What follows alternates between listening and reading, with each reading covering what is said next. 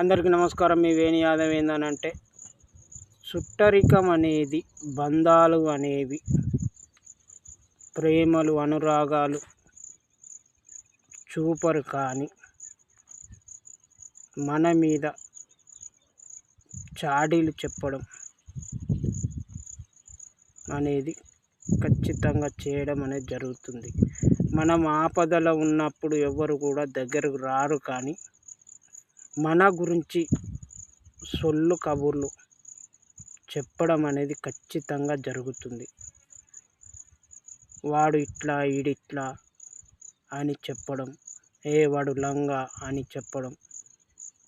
అదే ఏదో ఒకరోజు గొప్ప స్థాయిలో వెళ్ళినప్పుడు, ఏ రోజైతే మనల్ని అన్నారో చుట్టరికం, బంధాలు, బంధుత్వాలు అవే మన వెంట రావడం అనేది జరుగుతుంది.